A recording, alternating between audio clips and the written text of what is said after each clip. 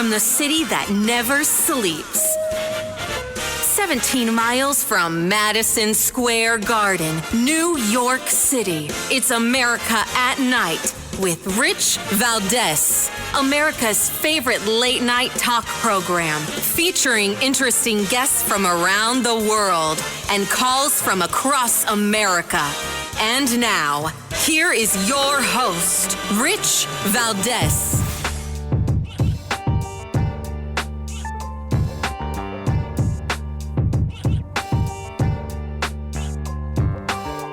Hi there, good evening, and what's up, America? I am Rich Valdez, Valdez with an S, at Rich Valdez on all of the social media. Welcome to the Tuesday night edition of the program. We are live and national. If you want to call me, feel free, 833-482-5337, 833-4-Valdez.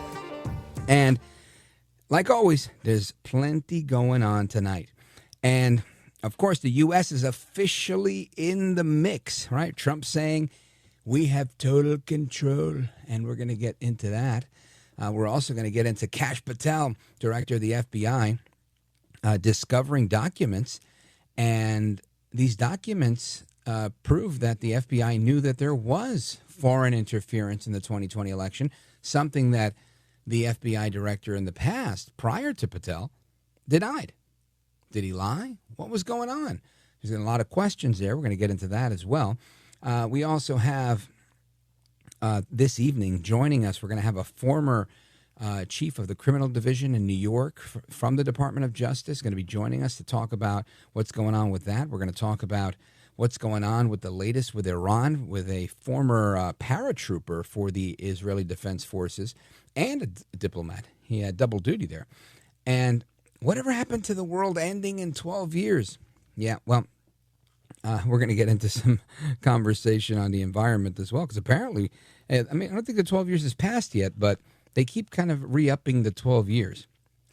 And El Trompito Donaldus Magnus, the 45th and 47th president of these United States, has launched, well, at least his company, the Trump Organization, has launched Trump Mobile, a wireless phone company.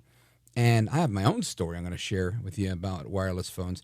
Had some drama with that stuff today, too. So keep it locked here because we're going to get into a bunch of stuff. But I wanted to make everybody aware of my position on things. Every now and again, I always get stupid tweets and comments and inbox messages that usually are inaccurate, right? Criticizing me inaccurately. And so I want to make sure that you criticize me accurately, right? Make sure you know exactly what you're talking about.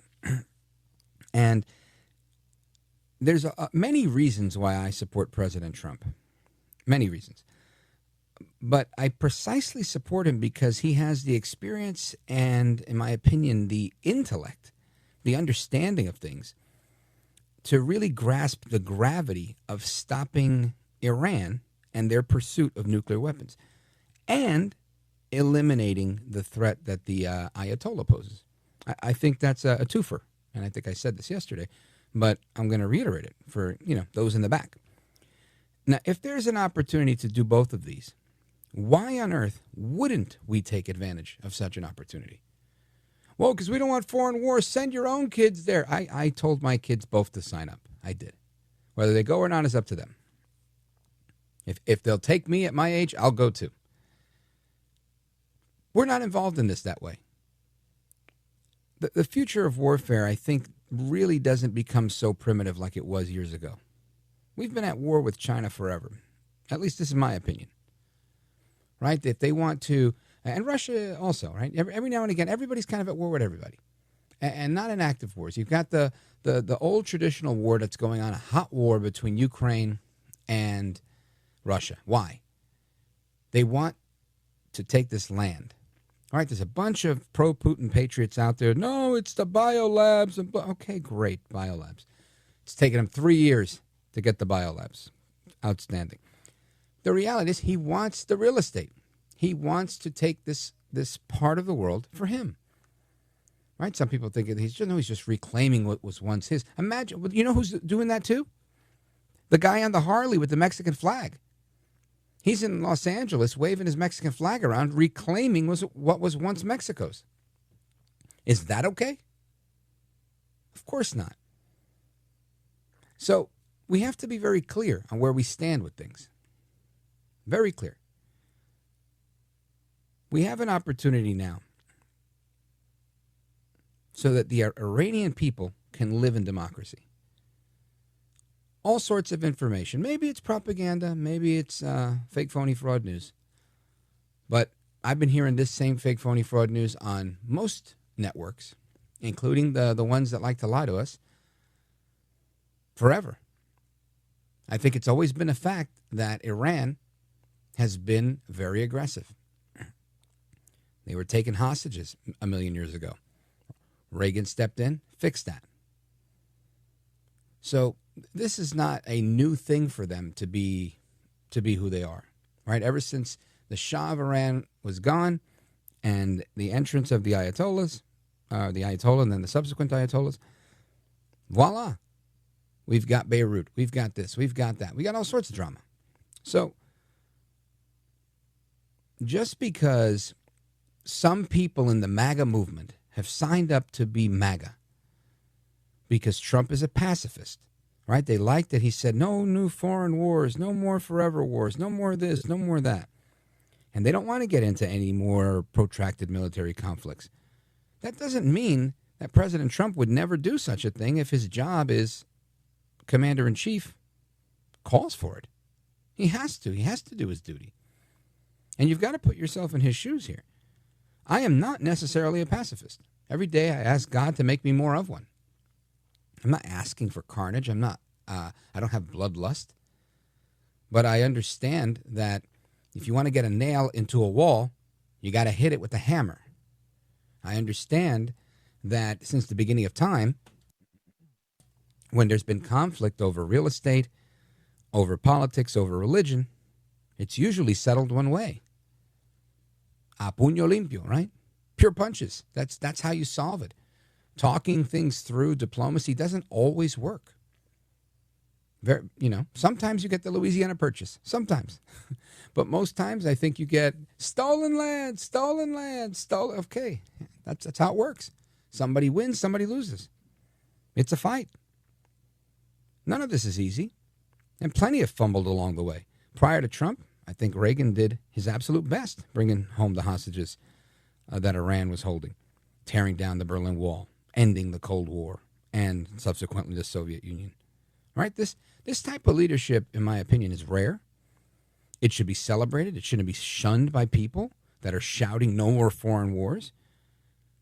And I have to say, are you upset because you're looking for a domestic war instead of a foreign war? I mean, the things that I'm hearing from people on my side, just not great. Now, I know that there are some people out there that would like a domestic war, a civil war, right? You're either with us or you're without us. Let's get rid of everybody, even inside a country. They don't believe in disagreement, right? It's groupthink. You got to think like me or whatever. And this is on both sides, right? You're seeing this with the crazies in California, right? People don't agree with them, in particular the law. So they're throwing a hissy fit. And in history, we've seen it likewise in our country, Jefferson Davis, etc. So nothing is exclusive to anybody. But right now, the United States has a responsibility, in my opinion, to be the world police. Who else would do it? Now, some critics are going to say, of course, no, you can't do that. Personally, I don't believe that we should label ourselves isolationists or interventionists because you need to be fluid. And I think if there's anybody who knows how to be fluid, it's Trump. Right? Trump doesn't label himself either or. But if you look at how he moves, he's very measured. He's very measured in the way he moves. In particular with this, right? Netanyahu says, let's go in there. I mean, they're a great good cop, bad cop duo, whether rehearsed or not. It's a good duo. Let's go in there and wipe it all out. Okay, great. We'll get rid of the nuclear capability. We're going to get rid of the regime. Don't kill the Ayatollah. Right, Trump. Why? For many reasons, right? You want to minimize this, not maximize the fallout. He is. He's thinking ahead. He's thinking smartly, in my opinion. And that's why I think we all need to be informed patriots. We need to be alert. We need to be aware, assessing what's best for the future of our country. And, of course, I think that means a safer world. We can't fight every war. That's a fact. But we must know when we have to support an ally that's worth supporting. Israel, protecting their freedom to exist, protecting Western values, religious freedom, ultimately, all of that protects our right to the same right here in our neck of the world. So this is not as complicated as people are making it, but not as simple either, right? There's a lot of gray area. So I just wanted to make it clear. You have to be flexible in a moment like this, because I think this is the moment. And I know there's many out there saying, oh, there's another one who bought the neocon BS. There is no nuke. There is no this. Now, I definitely drank that Kool-Aid, because I've talked to more than enough people to realize the reason they're moving as quickly as they are is precisely because they have this actionable intelligence. If they don't move now and stop it now, it will be too late. They will be able to retaliate with the type of bomb we never want people like the mullahs, the Ayatollah, the regime to have. So I want to talk about this, obviously, a little bit more, but I want to get into this other stuff, domestic policy, domestic issues. What did Russia do with our elections in the past? What did China do with our elections in the past? Are the Chinese actually printing fake licenses, fake voting ballots so that people could vote? I'll let you decide. We're going to talk about that with our buddy Doug Burns straight ahead. Don't go anywhere. This is America at Night with Rich Valdez.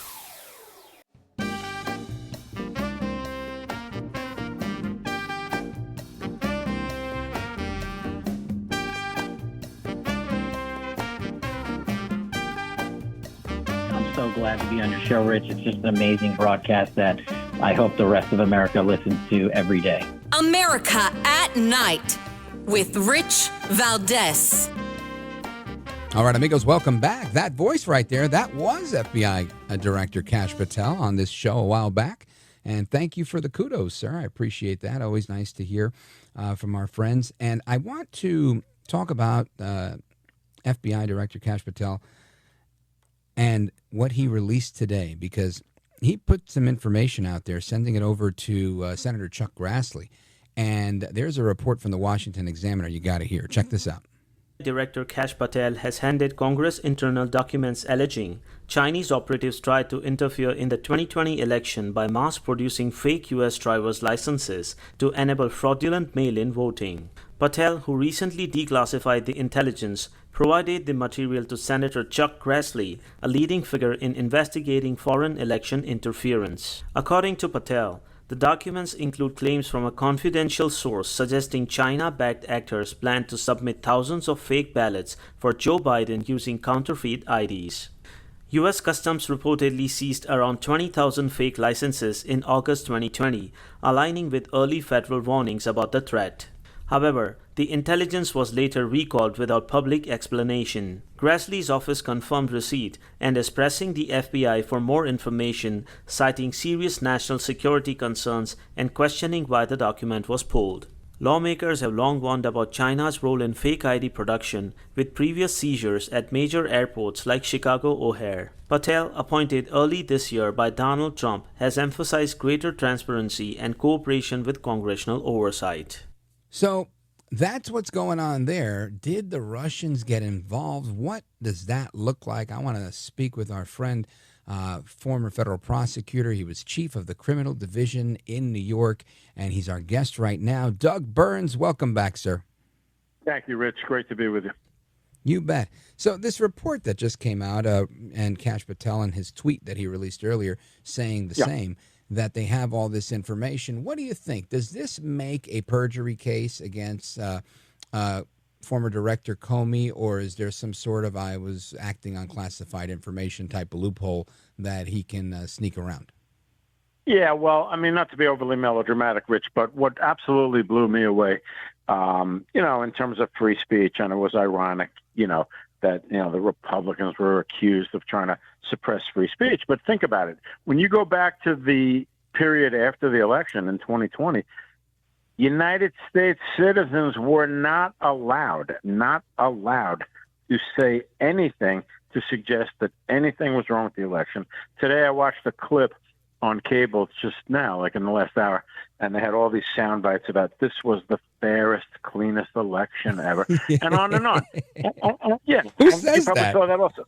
Yeah, it was amazing. A bunch of politicians. But then, same thing with COVID, not allowed. I mean, and again, I want, your audience to understand, I'm a lawyer for 40 years, not allowed to question or suggest that virus came from a lab, simply not allowed in the United States of America. That's breathtaking. Now, to your question, which I'm not avoiding, is, a lot of people stepped forth and were not truthful about a lot of things, having to do with the election, with COVID, with the vaccines. You weren't allowed to even question that, and on and on and on. Now, will they make a formal perjury case?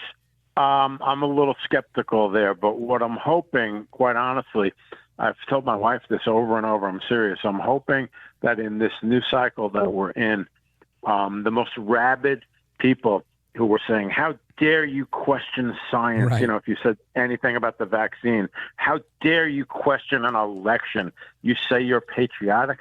This was the greatest election in American history, 2020. So the point is, I'm thirsting for a situation, Rich, where those very people see, as plain as the nose is on their faces, that they were absolutely lied to, okay?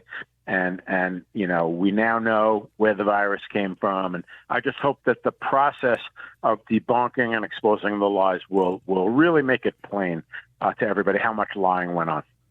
Yeah, Doug Burns, I think you're right. And I agree with you is what I'm saying.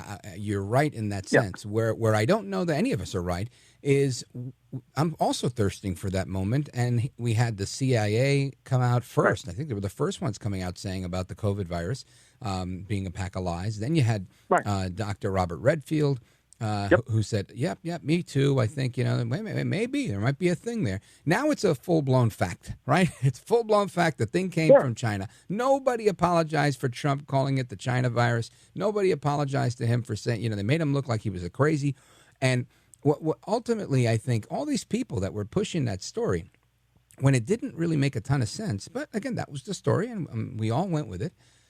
Those same people, I don't think they feel bad either. I think they're like, I guess it turns out it was from China. Well, what do you do? Let's keep it moving.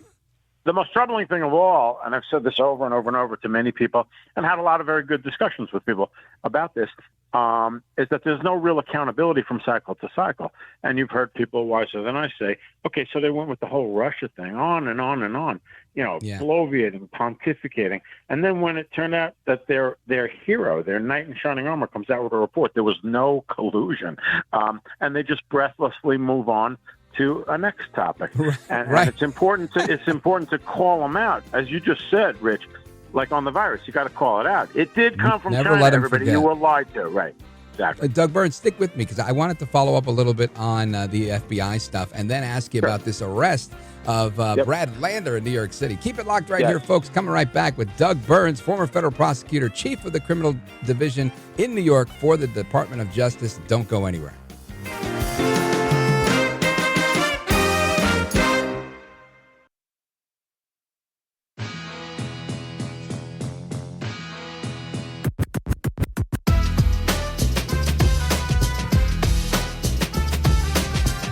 Listen to you, Rich, all the time. America at Night with Rich Valdez. FBI has handed over intelligence to Iowa Senator Chuck Grassley that it says directly links the Chinese Communist Party to a plot to try to influence the outcome of the 2020 election. FBI Director Kash Patel says the report shows that China tried to mass produce fake U.S. driver's licenses to carry out a plan to submit fake mail-in ballots for former President Biden. The plan was revealed ahead of the elections, but reportedly not fully investigated. Not fully investigated. FBI finding information about fake licenses, fake ballots. I remember if you said something like that, they'd call you a tinfoil hat conspiracy theorist or late night radio host, Rich Valdez. Anyway, I want to get into this a little bit more with our guest, Doug Burns. He's former chief of the criminal division over at the Department of Justice. He's been in this game for a very long time, 40 years as an attorney on both sides of the fence. And Doug Burns, when you hear this again, to me it sounds like I'm going to posit a legal question to you, right? My question is this. If I am an FBI director and I have evidence of a crime, I'm likely to not say, hey, I have evidence of a crime, and I'm likely to keep pulling on that thread, build a case, and when I have enough, seek an indictment, search warrant, something like that. That's my thinking. Now, if I don't have a case and there's not much I can do, but I want to embarrass people and correct the record and let people know this is what's going on, America, sounding the alarm, doing the right patriotic thing, then I say, you know what, here you go. I hand it over to a bunch of politicians who can't do anything about it. And this is not a critique of Kash Patel. This is really my assessment of the situation. What do you think? Well, I agree with you. I mean, the point is, again, broken record point on my part. We went through just a breathtaking period, starting with when Donald Trump first became president, just breathtaking, where you took the prestige. I mean, as I've said many times, you took objectively prestigious institutions like the FBI and you completely corrupted them for political purposes. That's what happened. So, things were sat on, things were covered up, just on and on. You're talking about the lawfare to put Trump in jail for 400 years. The lawfare stuff, exactly. Jim Comey, the FISA warrants, the Russia hoax. On and on and on and on. Just breathtaking, amazing. And so the point is now, there's a new sheriff in town, the old cliche, and we'll see what happens. But I want to echo your point because I couldn't agree more. I myself get very, very frustrated. I won't name specific names, but when certain politicians that, we are investigating this in Congress, and I often, joke to my wife, I wouldn't want them investigating a parking ticket. Sounds a little harsh, but a lot of times, and I'm sure you agree with me, Rich, we just don't get a lot of results. Yeah, I'll tell you, the last investigator in Congress that I saw that was really, really good, a guy named Kash Patel. He was fantastic. Mm-hmm. He uncovered everything.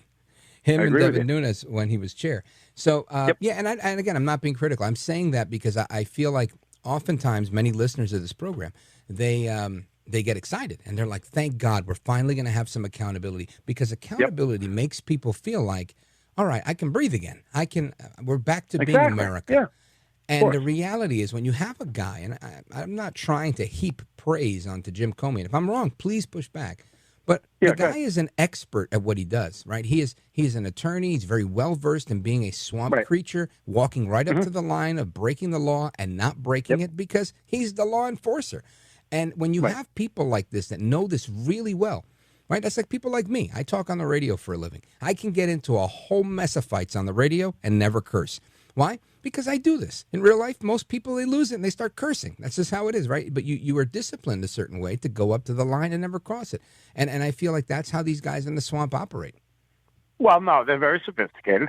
I mean, again, people who are in law and law enforcement, they understand sophisticated principles like plausible deniability, all these fancy terms. So they're like, okay, so Mr. X, if you spoke to him, that would be very damaging, right? So X tells Y tells you, and then you say, I never spoke to Mr. X. Right. That's one of 100 examples I could give you. No. That's one of 100 examples I can give you. So you're absolutely right. But the point is, it's time to move forward, away from all of this, politicizing law. It was just so petty beyond belief, and the first sign of this is when the cases, in quotes, cases are, this one lied or that one lied, as opposed to actual substantive crimes. You know what I mean? That's what we call process crimes. Yeah, that's section 1001 violation. 1001, exactly, of Title 18, knowingly making a false statement, et cetera, et cetera. But there's a lot of nuances. Who determines the truth? Setting perjury traps, not to get all in the weeds with your audience, but, things like that. But the point is, we're in a very, very toxic political time, but we need to come out of it, honestly, and have these people do the work of government. And let's not spend 80% of the day on political dust-ups using the courts and law enforcement and on and on and on. Yeah, I agree with that. Now, I want to switch gears a little bit to something else. because today I saw the New York City Comptroller, Brad Lander. He posted a video on Instagram. His wife did on his behalf, and he basically, or they're alleging. I mean, he's there the whole time. I would say passively resisting is the law enforcement term, as they're trying to take him into custody. And he's saying, do you have a judicial warrant? Do you have this warrant? Do you have the, but never really. And he's tug of war with 5 different cops, and making a show, right? In effect, making a political scene, something Senator Alex Padilla did recently as well. And I get it. They're politicians. They want eyeballs. They want ink. They're getting it. But he kept saying that you don't have the authority to arrest me because you're ICE and I'm an American citizen. And I don't know who was there. A lot of times these groups of cops, they're like DHS, HSI, FBI, ATF. They're a task force. So well, let me play a little clip of audio. Let me take a break. How about that? I'm going to take a break and come back, play the audio for the audience to hear. And then I'd like you to kind of weigh in on this, because I think when you have people like that, sitting politicians making these statements, really playing the victim card really well, in effect, they're going to turn around and say Trump is the Gestapo. They're using these guys as goons, and some people might believe that based on what they're seeing in the video. So stick with me, amigos. We're coming right back with Doug Burns, former chief of the criminal division at the Department of Justice over in New York City. And I'm Rich Valdez. Don't go anywhere. This is America at Night with Rich Valdez. Call now, 833-4-VALDEZ. That's 833-482-5337. 833-4-VALDEZ. That's Valdez with an S.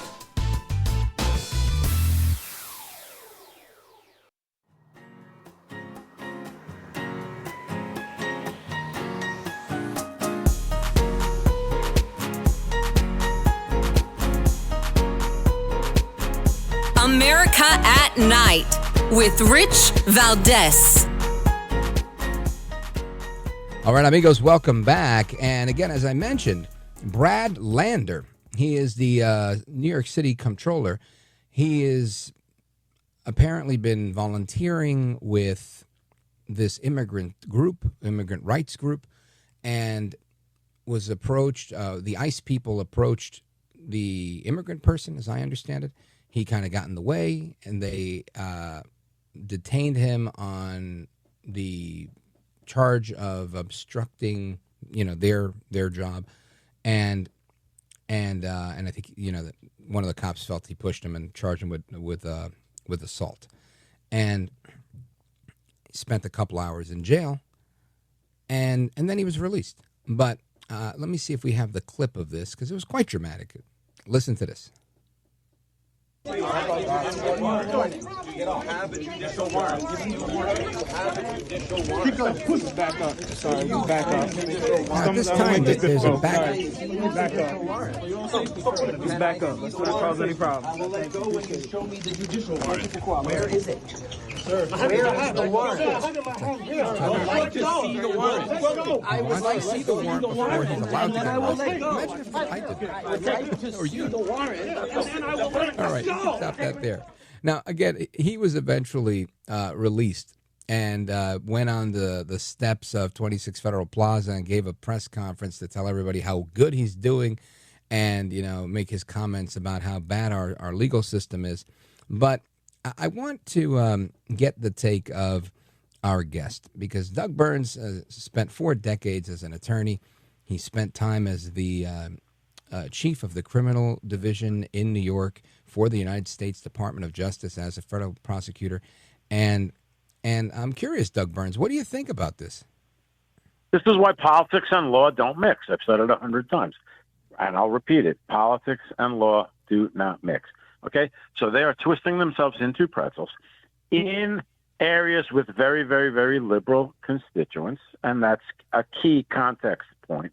Okay, why doesn't he go through that exercise in the heart of Texas or Alabama, right? What's that going to get him? He's in a very, very, very liberal constituency, and they're twisting themselves into pretzels to create a narrative of authoritarianism and Gestapo and the government, and I'll be wildly sarcastic, the government swept this Maryland dad off the street with no cause and sent him to El Salvador. Now they have egg all over their faces, because it turns out that the wonderful Maryland dad is nothing like what they described, et cetera, et cetera. So here, this is a political stunt. You don't have to be Sherlock Holmes or a rocket scientist to figure that out. And he's trying to make it look like there's authoritarianism and so on. Okay? And it's ridiculous. You go back to the Alex Padilla thing, never identified himself as a senator, didn't wear any lapel pin, which the Secret Service will tell you in 2 seconds all dignitaries wear at events like that. And again, but that's the good news on their side. Now I'm going to give them the really, really, really bad news. And the bad news is that I'm a trial lawyer, and trial lawyers play to jurors. That's what we do for a living. And everything is the way a jury is going to absorb what you're doing. And they are losing badly on these issues, in my opinion. These are like 80-20 issues, as you've heard all the experts describe it, Rich. 80% of the public wants people who are serious criminals removed from the U.S. who came here illegally. That doesn't mean they necessarily want law-abiding people who may have technically come here illegally but are otherwise, very productive and law-abiding. But the point is they're just dying on the wrong hills, and hopefully they'll get the message that these political stunts are not helping them, although hang a footnote, it may help them, again, broken record, in these wildly left liberal constituency areas like New York City. Right. Excellent point. And although politics and law don't mix, Doug Burns, the drama and the politics mix just fine, as you're pointing out, because this guy, he's not a lawyer, right? He's an urban planner by training. Right. But he, he's there serving as, I guess, some liaison, volunteer for this legal group. And he's also the endorsed candidate of the Democrat Socialists of America. And this is a communist sympathizing group that endorsed AOC and Bernie Sanders. And this is, again, he's playing to this audience because he's about to go into a Democrat primary, and he thinks the more left wing I am, the more of those votes I'm going to get. And he's in this, race with Cuomo and Eric Adams. I don't think he's going to do much there, especially with the other guy who's also a lefty, Mondani. But it's the whole thing to me is kind of comical and sad at the same time that we're making these big spectacles. He's still the actual controller of the city, and that's embarrassing in my opinion. Well, here's the point from 30,000 feet, in my opinion, because honestly, I've been thinking about this a lot, because how could you not think about it a lot as we see these events just take place, day in, day out. They dug themselves in so hard on the idea, that he's an authoritarian. They called him Hitler over and over before the election. It backfired, hit him in the face like a Mack truck as he gets reelected with, all 7 swing states, popular vote, et cetera, et cetera. But they got so dug in that their only alternative would be to essentially, Rich, and I think audience will find it interesting, basically pivot a little and say, okay, we're wrong. He's not going to construct concentration camps. He's not a viable comparison to Hitler, who killed 6 million Jews. Donald Trump has killed 0. Donald Trump hasn't constructed any concentration camps.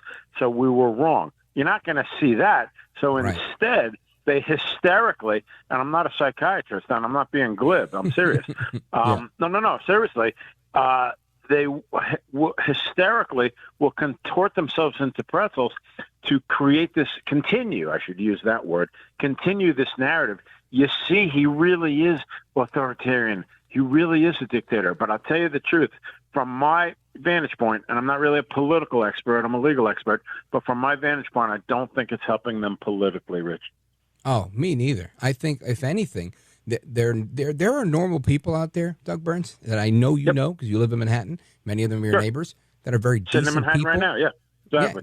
Decent people, and they voted for every last Democrat you could think of.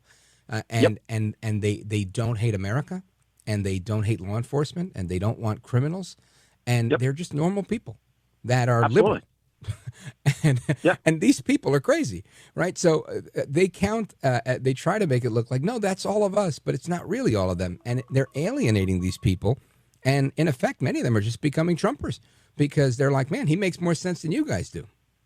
Well, you saw the rally in Madison Square Garden, the heart of Manhattan, Sure. Huge rally, Trump.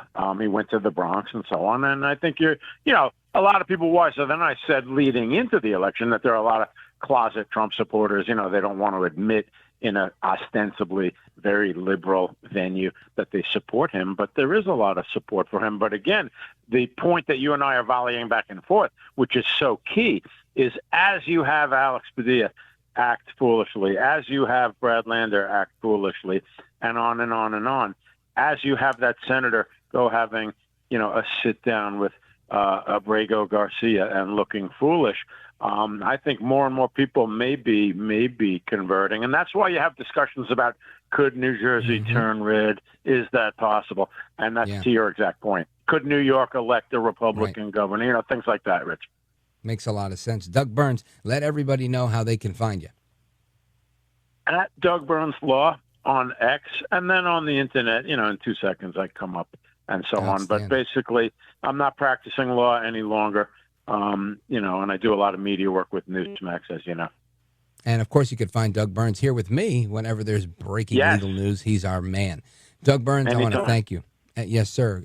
God bless you. You're a gentleman, a scholar, a patriot, and we'll be in touch real soon. Appreciate that. Thank you, Rich. You bet. God bless. Amigos, your thoughts, calls, reactions right now. This is America at Night with Rich Valdez.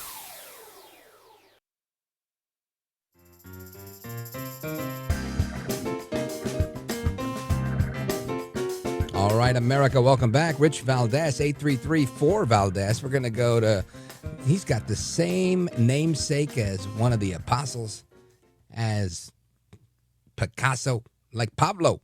Go for it. Thanks for taking my call, Rich.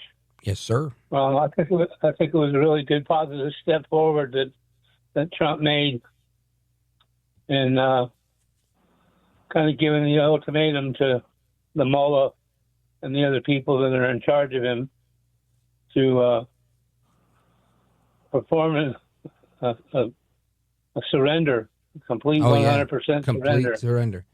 And you know what? You know what? He responded. Let me just share that with you. So the Ayatollah Khamenei wrote back in whatever they speak in Iran. I guess that's Iranian. And let me see. Now it's gone. And let me see. I can't read it in that language. And then he responded in English. We must give a strong response to the terrorist Zionist regime. We will show the Zionists no mercy. That's what he said. Yeah. Well, you live by the sword and you die by the sword. And you've been telling somebody for the last 50 years that you want to kill them. You believe them. And either you kill them or they kill you. That's the truth, brother. Paul, thanks for the call, man. I appreciate it. And, amigos, this is one of those things that I'm hoping gets resolved very quickly. I don't know if it was, I'll say this. I don't know the long-range plan here, but I do think it was wise for President Trump to allow the Ayatollah to have his life as a bargaining chip so that he has some leverage, because that's how good negotiations happen, with leverage.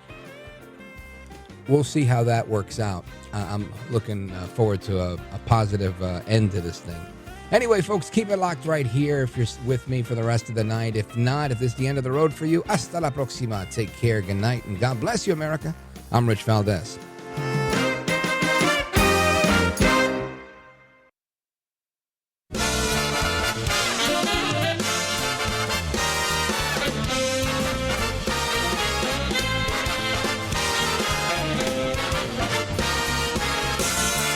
Live from the city that never sleeps.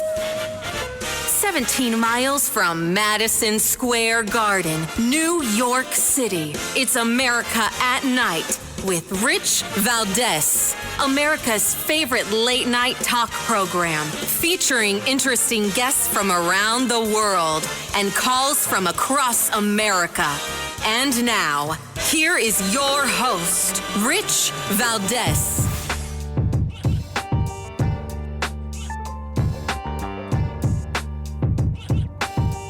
Hi there, good evening, and what's up, America? I am Rich Valdez, Valdez with an S, at Rich Valdez on all of the social media. Your liberty-loving Latino amigo, live and national this evening, 7 minutes past the top of the hour, and it's truly a blessing to be with you. The phone number, 833-482-5337, 833-4-Valdez. And I want to get into a number of things. In a moment, we're scheduled to speak with someone who is a former paratrooper for the Israeli Defense Forces and a senior policy analyst with a think tank after he served as senior advisor to Israel's mission to the United Nations. So he's a diplomat, he's a paratrooper, he is a scholar, and he's going to be joining us to weigh in on what's going on with the denuclearization of Tehran and the mullahs and the regime. But before we get into that, I want to get into a number of things because there's a bunch of things I want to talk about. Of course, one of them being the latest, right? President Trump making it very clear he's not interested in any ceasefire. He's interested in total surrender, total abandonment of the nuclear program. You also have other things that are going on in the news. For example, hold on. You know how that goes when you deal with electronics. I should probably print things. I try to be green. I don't print everything. I do a lot on my screen, and then it goes places. But regarding deportations, right, there's always somebody weighing in, right? There's always somebody weighing in on the ICE riots, on the this, on the that. And one of those people weighing in right now is Congresswoman Jasmine Crockett. She says that, where'd she go? Actually, you know what? Forget Jasmine Crockett. I got a crazier one. We'll get to that one later. I'm sorry. I'm all over the place. A lot of good audio here, and I want to make sure we get to all of it. But Jasmine Crockett, cut number 14, she says that none of us will ever get to be founding fathers in the 18th century, but we can be founding fighters in the 21st century. Listen to this. There's this sense of the people all across the country taking our government back, defending our Constitution. And there's no way Donald Trump could organize rallies and marches like that across the country. So what Constitution are we taking back and defending? Where did the Constitution go? Now, I understand the left wants to make their position, but I mean, I literally have read this Constitution several times, and I have one right next to me. I keep it here. It was always next to me at WABC Studios, 17 floors above Madison Square Garden, New York City, where I started my radio career. And when they sold the place and got rid of everything, I inherited this this Constitution. It's a framed Constitution, red, white, and blue frame, stars and everything. And I can tell you that I think Mr. Raskin, despite him being an attorney and being the son of Marcus Raskin, the famous leader of the communist organization, the Institute for Policy Studies, I can tell you that Congressman Raskin here, I think he's just so off. I don't see where he makes this connection that we are losing our Constitution. And he's trying to make the case that we have monarchs and that we have kings. But truly, if there were a king and his name were Trump, do you think that he would allow a rally that says no kings? Play the tape. There was definitely something thrilling about the moment. And for me, returning to first principles, because Philadelphia, of course, is where it all started with the Declaration and the Constitution. And, you know, the first three words of the Constitution refute everything Donald Trump's been trying to do. We, the people, we don't have kings here. We don't have monarchs and queens and dictators. And we don't allow our presidents to engage in financial relationships with governments all over the world. That's right in the Constitution, the ban on foreign government emoluments, the ban on titles of nobility. So, I said none of us will ever get to be founding fathers in the 18th century, but we can be founding fighters in the 21st. Well, there's the call to action. And forgive me for misgendering him and calling him Jasmine Crockett. But the reality is, Jamie Raskin is just a whiner. It's literally all he is. All he does is whine. Now, you could say that about me, too. But I think we get results on my side, right? I think I whined about the border being open. They shut the border. We whined about the trafficking of women and children and different crimes and fentanyl pouring into the country. Now we have arrests all over the country. ICE is very busy. What's happening with Jamie Raskin and his whining? Is there magically going to be some constitution that says there's no monarchs? Wow, poof, it's done. It's always been that way, pendejo. That's how it literally was written from the beginning. This is what kills me about these people. And when I say these people, I mean the left within our government. Jamie Raskin and his ilk, Ilhan Omar, and the rest of them, they're just out of control. Anyway, enough on those people. I wanted to give you a couple of other headlines I want to get into tonight because, again, whether it's AOC, all out crazy, my least favorite congresswoman from the Bronx and Queens, or Elizabeth Warren, or so many different Democrats out there that have been saying for years that we have to end the use of fossil fuels because we're going to end the world. The planet will stop existing as a result. Yet here we are. Our planet's still here. We'll probably stop existing because of the left, not because of climate change. And I wanted to share a headline with you. I shared a little bit a while ago, but I wanted to give it to you more again. The Ayatollah Khamenei tweeting a message that they will show no mercy to the Zionists. No mercy. Well, we'll see how that goes. And again, I'm not trying to underestimate them. These people have been causing terror and killing lots of people for a very long time, right? The Beirut and all that stuff, they were behind that stuff. They've been doing, they're very good at what they do. I'm not taking them as a joke at all. He also says there's a big surprise coming, one that the world will not forget for centuries. Again, that's the Ayatollah Khamenei, not to be confused with the Ayatollah Khomeini, because I think he's dead. So we're going to get into that in a little bit. Now, there was a headline yesterday. I didn't get into it too much, but I wanted to mention it because I thought it was a fascinating thing. As much as they say about Trump this and Trump that and yada, yada, yada, Trump is truly a lifestyle brand.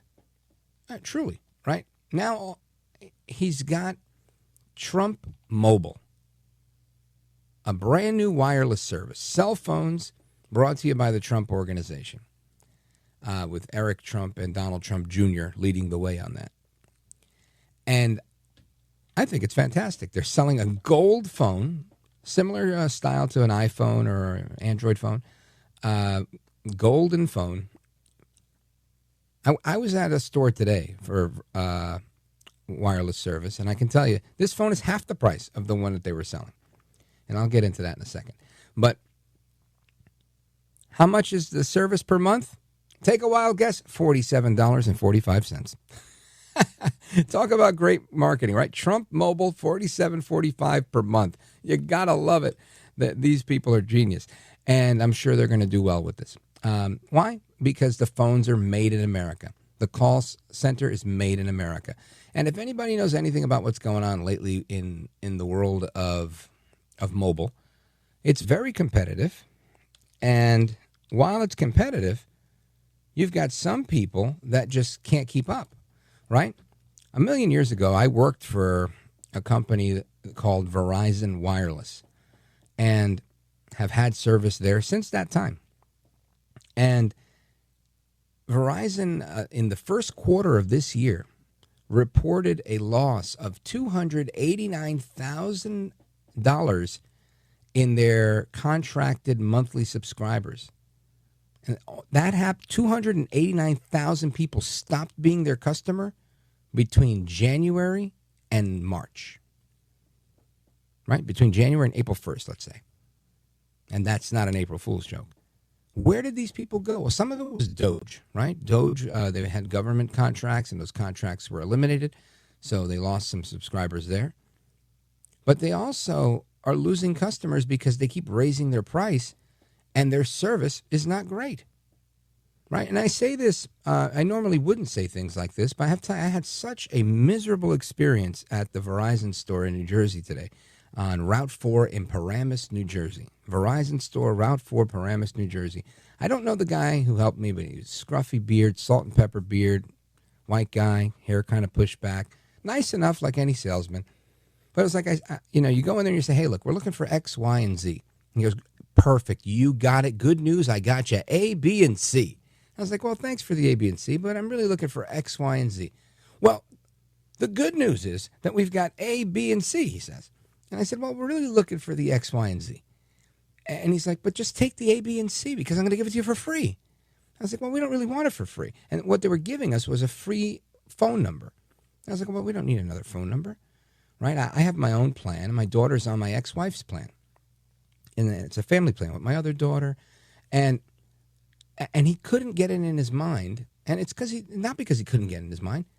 He was getting paid on this new thing. He was getting a new activation, a new spiff, a new commission to open this new line that we didn't need. And he's like, but don't worry, we're not going to charge you for it. And I said, why on earth would you give me a free phone line?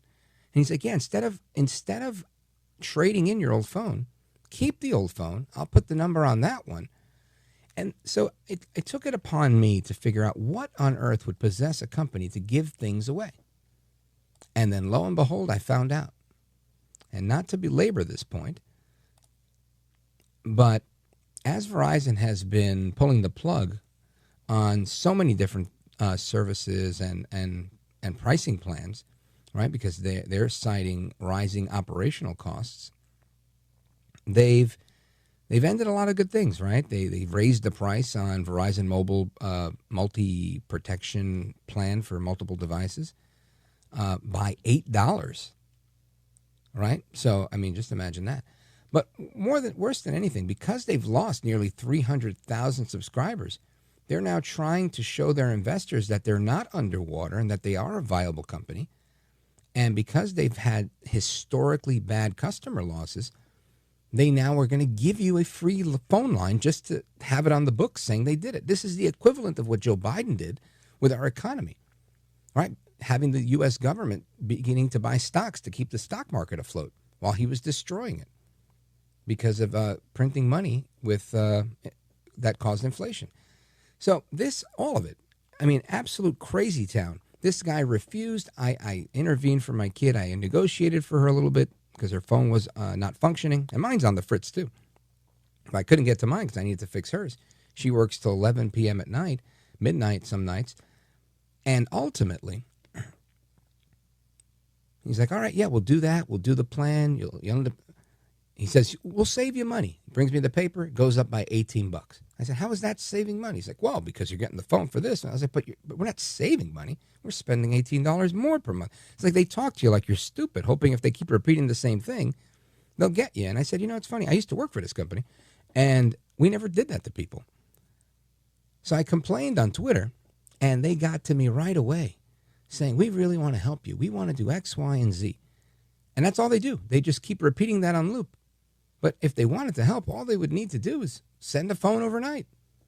But they refuse to actually help because they only have an interest in opening these things. So my prediction now is that you are going to see a stock price plummet for Verizon. And who knows, if things go worse, who knows what their future looks like. But Mr. Hans Vestberg and the rest of the crew that runs Verizon, this was a once great company with once great service, cutting edge on the technology front. And today, I can't find somebody that likes it. And that's a shame.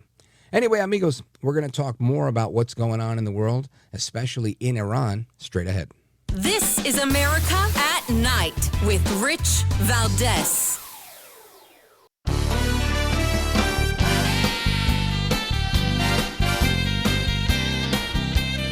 Hi, Rich. Great show. I've been listening to you the last few weeks. Very happy about the great work you're doing there. America at Night with Rich Valdez. All right, amigos, welcome back. And I want to get into this conversation about Iran because there's definitely a lot to talk about. And I want to do it with someone that understands this very well. He has served as a paratrooper for the Israeli Defense Force and also as senior advisor to the permanent mission to the United Nations on behalf of Israel. He's at the Heritage Foundation now as a senior policy analyst, and he's with us right now. Daniel Flesch, welcome. Good evening, Rich. I want you to listen, Daniel, to the clip that I've got here of President Trump on Air Force One just last night. Media asking him about, why they took action right now, and his response. And I also want to play another clip for you that he's very, very well. Let me play the first one for you. Listen to Trump regarding the veracity of the intelligence. What specifically is better than a ceasefire? What are you looking for here? An end, a real end, not a ceasefire. An end. So something that will be permanent. Yeah, or giving up entirely. Is that okay too? Are you close there? Is that possible in the next 24 hours? Certainly possible. Complete give up. That's possible, yeah. So Trump saying complete surrender, not a ceasefire. Of course, the airplane noise makes it a little bit difficult, but airplane noise is something that you're used to, Daniel. Tell us what you think about Trump's his thoughts on this notion that Iran can surrender. Well, certainly. I think President Trump is someone, for many ways, you should take seriously, but not always literally. Although this might be a very literal statement. The question is, what does surrender look like? Does he mean surrendering the nuclear program? Does he mean surrendering control of the country? And that's obviously directed directly at the Ayatollah and the regime more broadly.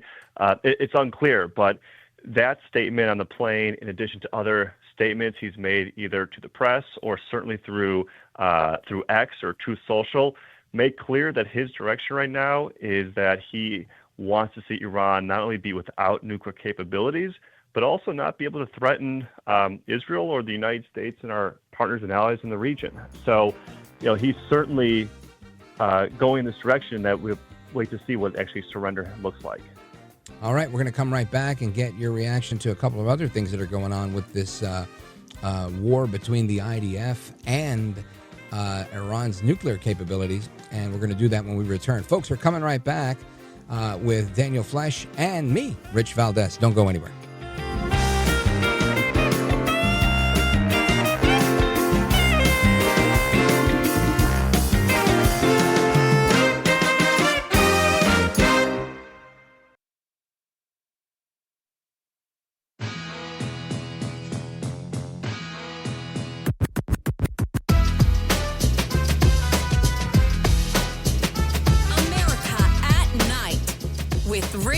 Valdez.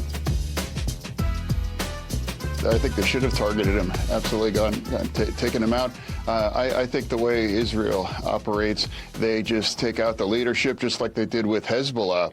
And they've already done that with the Iranian leadership. Just took them out even laying in their beds. And they didn't take down the whole building. They actually targeted where they lay in bed. And now they eliminated the military ones and the nuclear ones. That's magnificent. And the precision which they've done that. And I don't know why they would have left the leader out. What comes after that if that reality were to take place, Senator?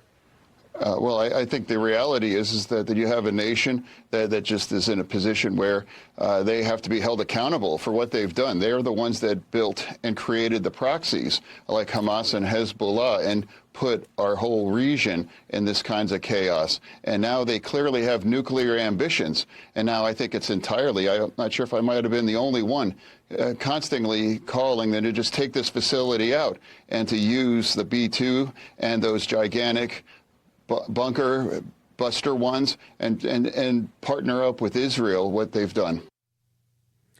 That, again, is Senator John Fetterman, a Democrat out of Pennsylvania, no fan of the Trump administration, not a Republican by any means or a conservative, but a staunch defender of Israel. And he says what he says. And our guest returns with us, Daniel Flesch. He's a former IDF paratrooper, and he's with Heritage Foundation as well at the think tank, and senior advisor to Israel's mission to the United Nations. Daniel, as somebody who's, been trained by the IDF and has, an understanding of this both at the scholarship level and the diplomatic level, do you think that it's wise to leave the supreme leader alive as a bargaining chip, or do you see that more as being overly generous? It can cut a couple different ways.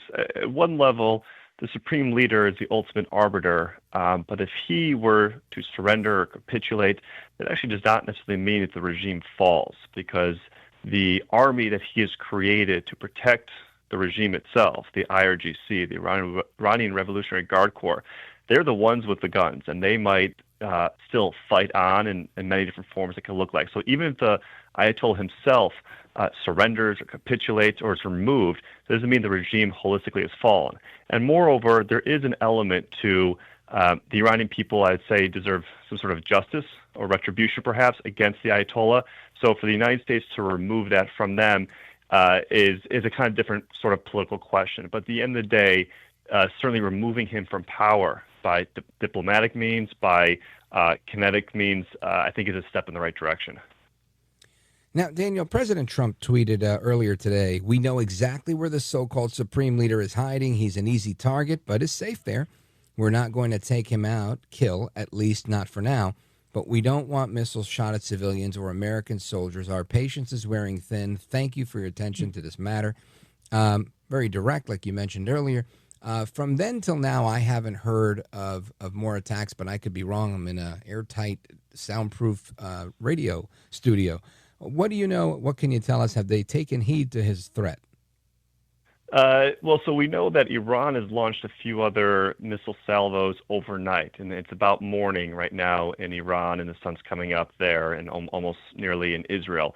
But overnight, Iran launched a couple different salvos, but it's notable that they were of much less volume than previous evenings because their stockpile is starting to run low. They either have to marshal or ration the number of missiles they launch if they want to keep engaging with Israel.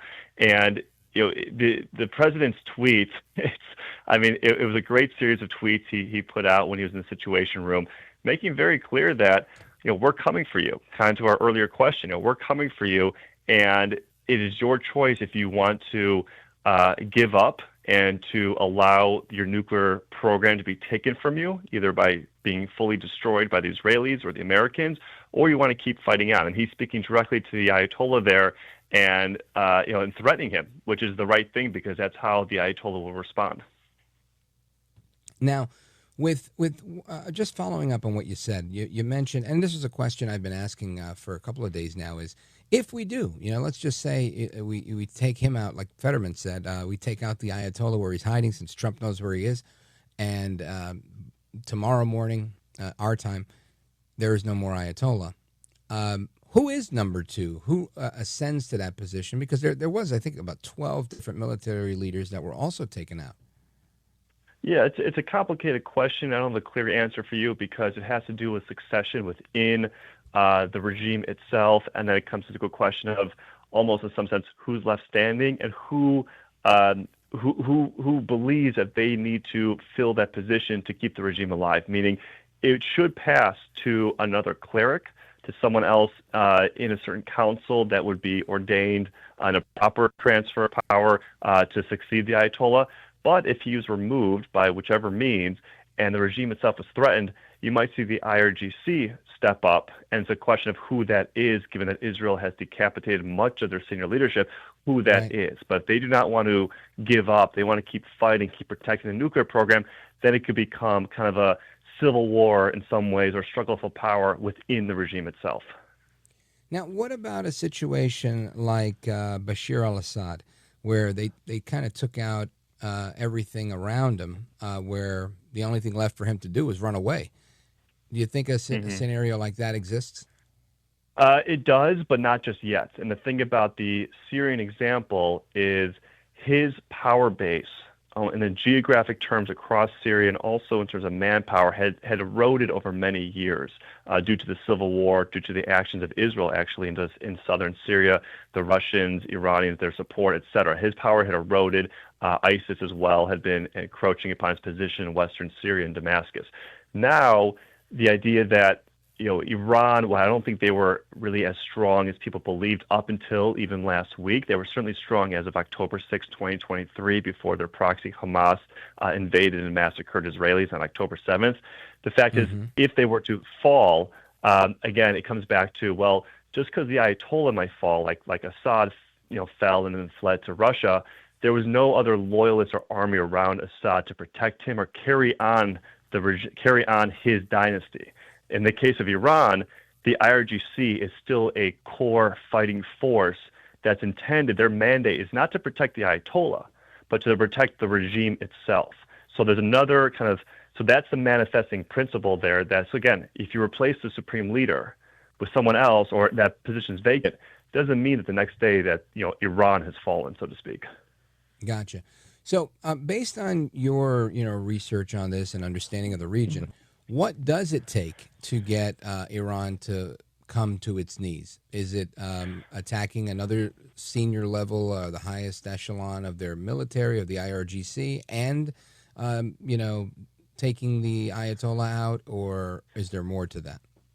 It's a combination of things. It's not any one thing, because I think it is certainly having the Ayatollah surrender, again, willingly or being forced to surrender, whatever that looks like. Two is ensuring that the monopoly of violence that the IRGC enjoys over the country, that is removed. And that might be by Israel or the United States continuing its attacks on military installations. But you have to break that back eventually. At that point, also at some point, you hope, you wish, you pray, you anticipate and work towards resistance groups that have been prominent throughout the country, largely through demonstrations, strikes, and other forms of nonviolent resistance, that they will take it upon themselves, hopefully supported by other friendly elements in the region and the United States, to take it upon themselves to actually, to throw off the last vestiges of the regime. There will come a breaking point or a turning point at some moment. It's unclear what that is, but you certainly have to have the Ayatollah removed, and you have to have the IRGC recognize that they are going to be defeated. All right, and if you can, like a minute or so, give me the answer to this. President Trump says we have operational control over Iran. With a statement like that, is this a small window of opportunity, or is this something they're going to be able to maintain? Oh, this is a situation, a status quo that Israel and the United States can maintain for a long time, because Israel established air supremacy over western Iran, which is really the important part of the country, just a couple of days ago. Iran has no air force to speak of effectively. They have limited counter-air defense capabilities now that Israel has destroyed most of them.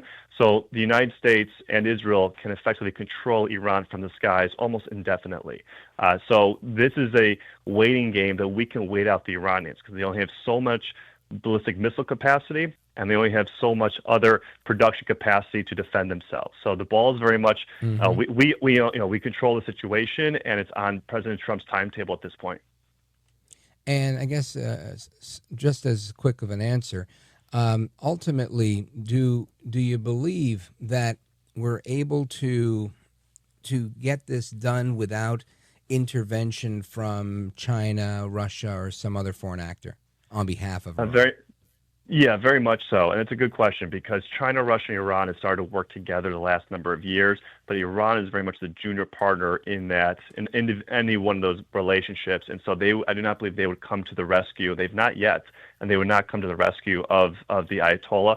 And also, any sort of future state, I want to note for your listeners, does not require any sort of regime change approach by the United States or boots on the ground. There's a lot of other scenarios that can present themselves, and not to mention, our fight is not with the Iranian people, it's with the regime itself, which is a threat to the West. So we want to support the Iranian people who want to take back their country, and does not require, they need help doing that, but does not require a sustained military or even American presence in the country at all. Daniel Flesch, former IDF paratrooper, policy analyst, senior policy analyst at Heritage, and, of course, former senior advisor to the permanent mission to the UN on behalf of Israel. I want to thank you for being here. Let everybody know how they can follow you and find your work. Yes, sir. Thank you very much. Like you said, I'm at the Heritage Foundation, and you can look me up on my website there. I'm also on X at Daniel_Flesch, and certainly I've been pretty active these last few days on media. So anything to do to get the case out for why it's in America's interest that the regime falls, to support our ally Israel. And it's not just an Israeli fight, it's an American fight. We've been at war with the regime for 46 years. They say death to America as a matter of state policy. They are very much our enemy as well. Yeah, well said, and I definitely will check in with you again maybe next week to get an update from you. Daniel, thank you, sir. Take care. Thank you. You bet. Amigos, we continue with your calls, thoughts, and reactions straight ahead. This is America at Night with Rich Valdez. Call now, 833-4-VALDEZ. That's 833-482-5337. 833-4-VALDEZ. That's Valdez with an S.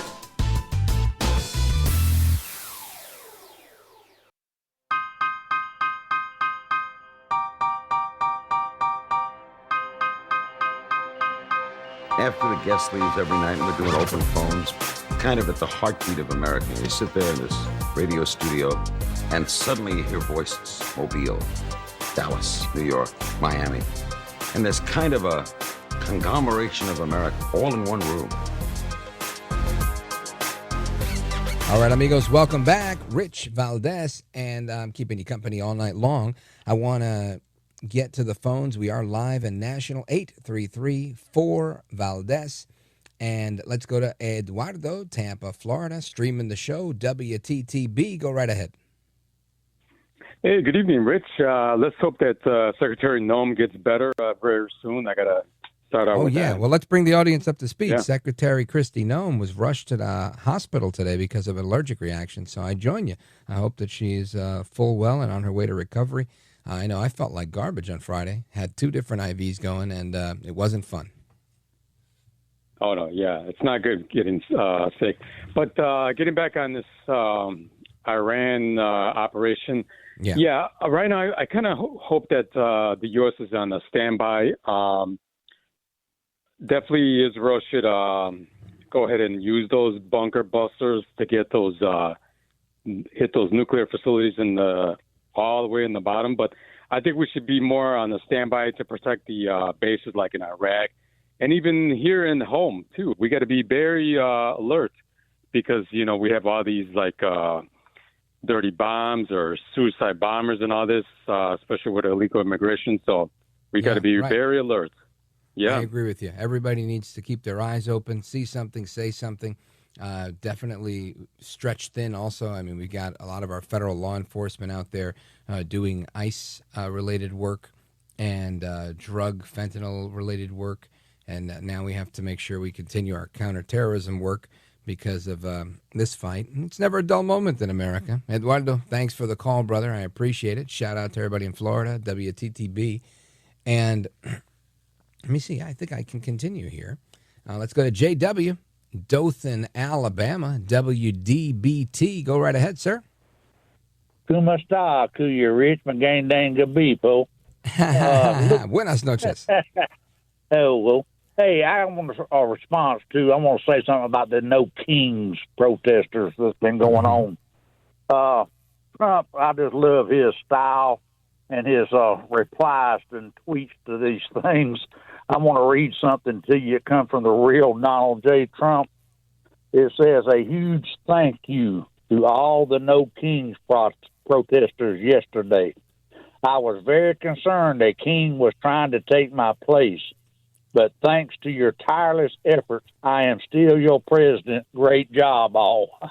I saw that one, too. That was a funny meme. You're right, brother. This is one of those moments where I think these are the reason, they are the reason that MAGA grows, right? When you get these people, if you've ever been to a MAGA rally, JW, I've been a conservative since I've gotten involved in politics. That was what made sense for me. But I can tell you that over the years, I've seen, the Republican Party become more conservative, from the Tea Party that was fledgling to being like a fringe, there was a big establishment party. And now you've got a lot of conservatives. And a lot of that comes from, you got the guys in the middle have moved further to the right. And you've got guys that were once Democrats, normal ones, I would say, that were just very liberal. They're now Trumpers too, because when they see these people, these crazy people, this no king stuff, and you see what they do, the way they scream, the way they get in people's faces, the way they spit on people.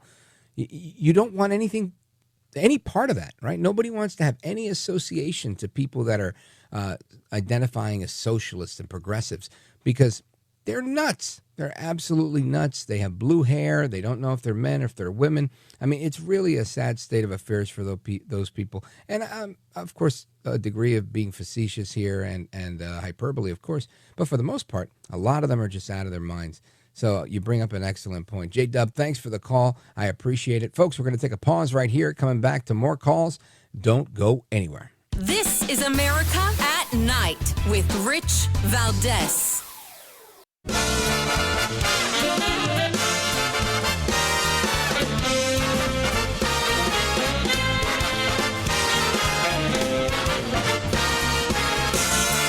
Live from the city that never sleeps. 17 miles from Madison Square Garden, New York City. It's America at Night with Rich Valdez, America's favorite late-night talk program, featuring interesting guests from around the world and calls from across America. And now, here is your host, Rich Valdez. Hi there, good evening, and what's up, America? I am Rich Valdez, Valdez with an X, with an S, and I'm at Rich Valdez on all of the social media. Welcome to the program. Happy to be here. It's truly a blessing to be here.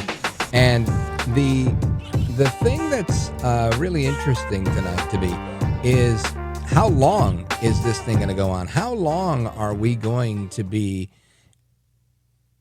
involved in the conflict with Iran? And that's not a critical statement. I'm just really curious. How long does it take to get rid of their nuclear capability, and how long will it take for the elimination of the regime?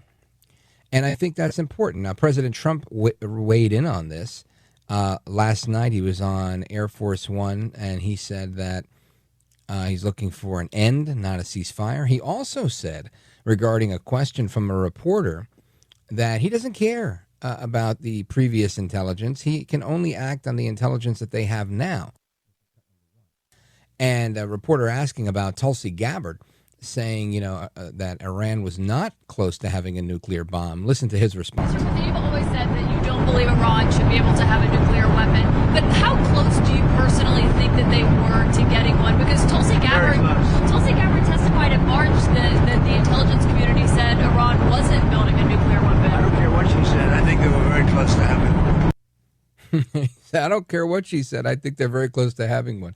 Now, again, saying something in March and saying something, now, right, in the last couple of days are clearly different things. From all the analysis that I've been hearing with respect to all these different things going on, is that the time that it's taken Iran to get to this stage of the game was a long time coming. But now that they're there, they figured out how to do it. They've got what they need. And they quickly went from like 30 or 40% to like 50 or 60% now to, I think, where they're close to, 80 or 90% is what some people are estimating, and saying that, they're almost where they need to be. And that's why this had to be done now. So I don't see these things as being mutually exclusive per se, but it's just interesting that, the media will do just about anything. Tulsi Gabbard testified in March. I mean, we're talking about on Friday, right? Thursday, I was like, I'm feeling like death. I'm horrible. They just started bombing Iran. Okay, well, look at that, right? That was a development that we heard. There was rumors, there was grumblings, there might be a strike. It happened on Thursday.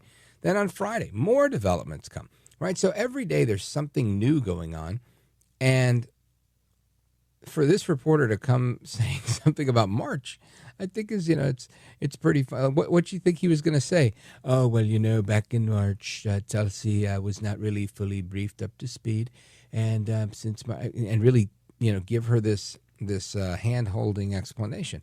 I think that's kind of her job, is to figure this out, right? So anyway, I just thought that was pretty comical. We also have another clip that I want to play for you because this is interesting as well. This is the Secretary of Defense, Pete Hegseth, explaining what it is that we're watching right now. Listen to this. What you're watching in real time is peace through strength and America first. Our job is to be strong. We are postured defensively in the region to be strong in pursuit of a peace deal. And we certainly hope that's what happens here. And America first means we're going to defend American personnel and American interests. So when you see jets and you see air defense assets and counter UAS assets, that's because my job as the Secretary of Defense is to ensure that our people are safe and that we're strong so that we can set the conditions for a deal. And President Trump's made it clear it's on the table. The question is whether Iran will take it. Will Iran take the deal? That is a good question. I don't know what to think. I've never sat down and, had a little cafecito with the Ayatollah. So I can't tell you I know the measure of the man. And I don't understand him when he speaks. So I definitely don't know the measure of the man. But based on what I've seen this regime do since I was a kid, and to see how much influence they've had throughout the region and how everybody's silent now. And we can ask ourselves, why is everybody silent right now? Why is Saudi Arabia, why were they singing Trump's praises when he was there recently? Why did he get such a king's welcome in Qatar, in United Arab Emirates? Why are they investing so much in the United States and not in Iran? I mean, there's a lot of answers to that. But to me, it seemed like Trump was going around saying, look, I got an Iran problem. You have this problem. I can help you with your problem. I need you to make sure you don't get involved in my Iran problem. And I think they agreed to this deal. It seemed like they were thrilled because they were like, you know what, we have an Iran problem too. and I think that's precisely what's going on. Now, some people will say, no, they're just afraid that if they speak up and say something, Trump will treat them the way he's treating Iran. I don't think so. I haven't heard Netanyahu, really talk about going after anybody. And there's been bad blood with Qatar. There's been bad blood with all of them at one point or another. I mean, this is the nature of the Middle East. But by and large, it seems like most people are on board here. Now, we had a conversation with a military analyst who said that he believes that Russia, China, North Korea won't get involved on behalf of Iran. So this is an interesting thing as well. I wasn't so sure of that. I'm still not totally convinced either that they won't. To me, it makes a lot of sense. China loves a good headline, right? They love to provoke the United States. So I don't know. We'll see how that goes. Others who like to provoke the United States, certain sitting elected officials, right? One of which is the Comptroller of the City of New York, Brad Lander, got locked up today. He's been volunteering with this pro-immigration group. They came to arrest someone that he was with, and he got in front of him as if he was their lawyer, which he's not. And guess what? They took him into custody. Now, they were nice enough to let him go after locking the guy up. But, he still did his thing, took his little victory lap, giving a little speech. We have a quick clip of some of what he said on that speech. Mr. Good, give me a couple of seconds of what Mr. Lander had to say on the steps of 26 Federal Plaza. Ladies and gentlemen, I present our Comptroller, Brad Lander. I want to thank the governor, and I want to thank Immigrant ARC, the organization that I was volunteering with today, and all the other volunteers that are here. I'm New York City Comptroller Brad Lander, and I'm happy to report I am just fine. I lost a button.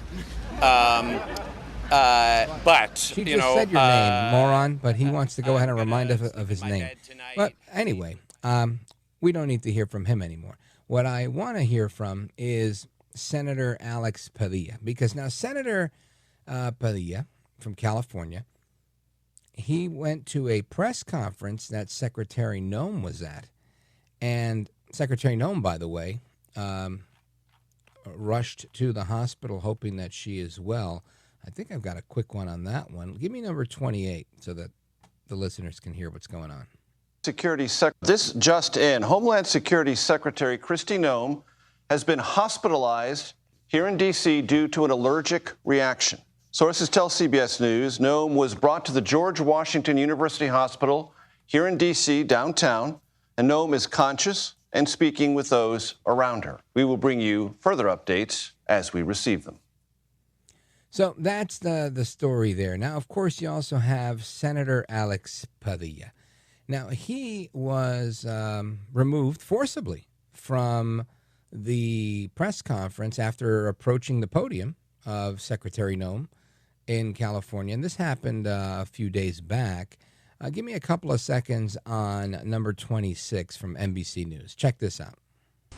Sir. Tonight, chaotic moments during a press conference by Homeland Security Secretary Kristi Noem in L.A. To every single person that has been able to do this. It all began when California's Democratic Senator Alex Padilla started interrupting her from the back of the room. I have a question for the secretary, because the fact of the matter is a half a dozen violent criminals that should... Padilla was forced out of the room by security. Forced out of the room by security was an understatement because of the way he started posturing. This guy was standing up against the wall, just starts walking over, doesn't say, hey, look, I'm Senator Alex Padilla, I have a question for the secretary, or had his little pin on, or none of that stuff, right? He was just being very loud and honestly very dramatic. It's clear he wanted to get locked up. Just like that time AOC and Ayanna Pressley and the rest of the squad members also went out to the cops, and the cops told them to move and like walk them across the street, and they all put their hands behind their back as if they were handcuffed, but they weren't. They were just walking next to the cops. That type of thing. He was doing the same thing, like gently pushing the cop but not really pushing the cop. But one of the folks I follow on Twitter, Puerto Rican, great, makes some of the best memes out there. He put something together with the music from the Titanic in the background, and it is just brilliant. Listen to this one, number 25. I was forced to the ground. First on my knees, and then flat on my chest. And as I was handcuffed and marched down a hallway, repeatedly asking, why am I being detained? Why am I being detained? Now, he's crying. This is him earlier today, I believe, on the floor of the Senate, making this statement with tears in his eyes. This is a grown man, a very tall grown man, and he's there crying. Now, listen, I'm going to share something with you, right? I can tend to be a mouthed person at times when I know how to speak. Sometimes I can get a little fresh. It's true. But I'm not going to sit there and whine about it. I know that if, you start shoving cops, I know what the next step is. They're going to kick my ass. That's how that goes. You really don't get away from that one, right?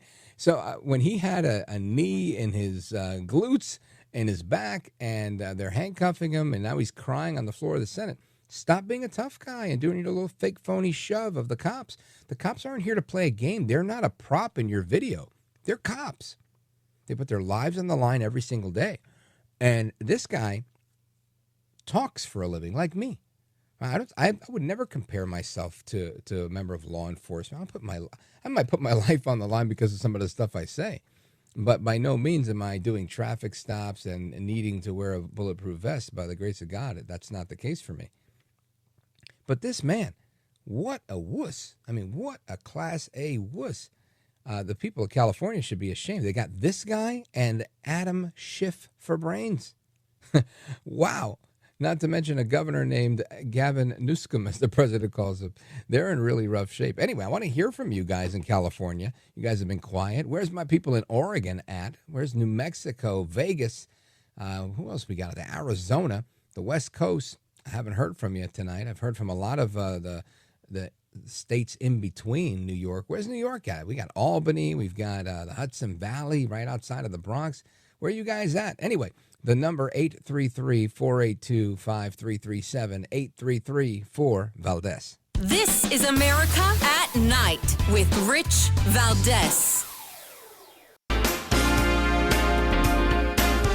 Love your show, everything you do. So what an honor, really, to join you and your listeners tonight. America at Night with Rich Valdez. Former New Jersey Senator Bob Menendez reported to a federal prison in Pennsylvania today. He's expected to serve an 11-year sentence after being found guilty of bribery charges back in July. An attorney for the 71-year-old has called the punishment a, quote, life and death sentence given Menendez's age.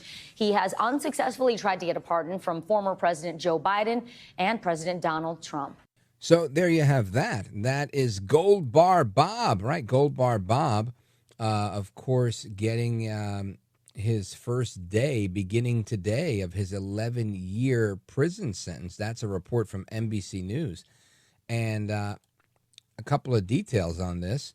Gold Bar Bob is serving 11 years in a bribery and foreign influence scheme. Now, you knew that, but he's 71 years old. He was wearing an orange prison jumpsuit, and they had initially sentenced him in January, but he sought a delay because he wanted to go to his stepdaughter's wedding, which was last weekend. You know who else just got married? George Soros' son, Alexander Soros, and Anthony Weiner, his former wife, Huma Abedin, who worked for Hillary Clinton. She married Soros' son over the weekend in the Hamptons. How about that for some Democrat nuptials? But anyway, Menendez was a longtime Democrat who served in Congress from 1993 until he resigned last August because of his scandal.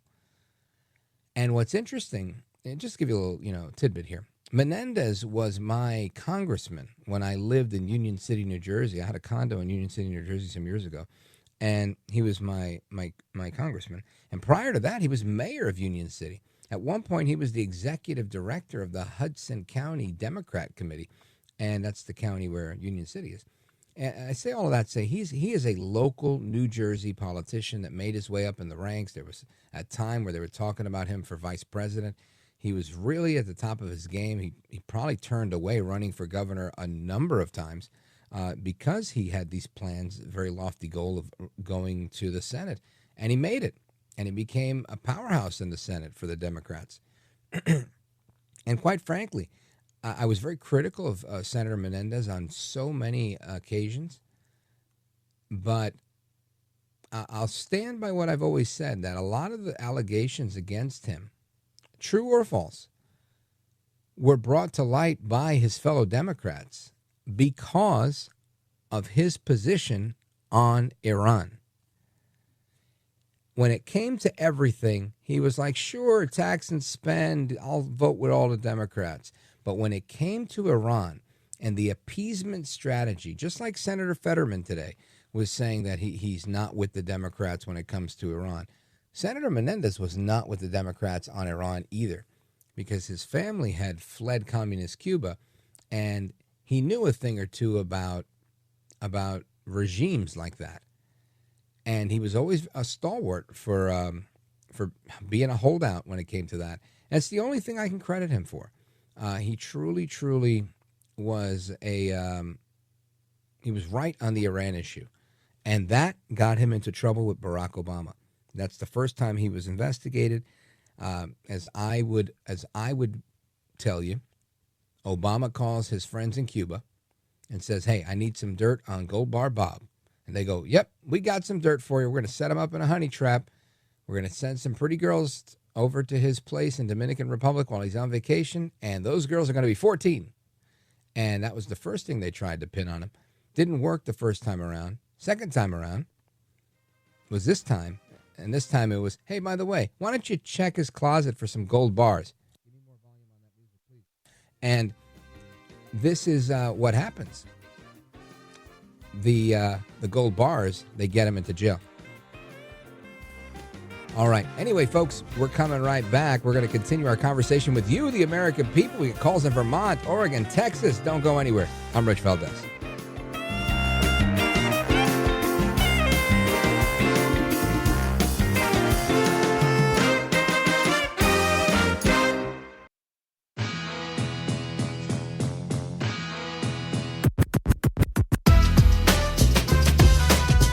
You always cover the best out there, and you cover it honestly, because you are the best out there.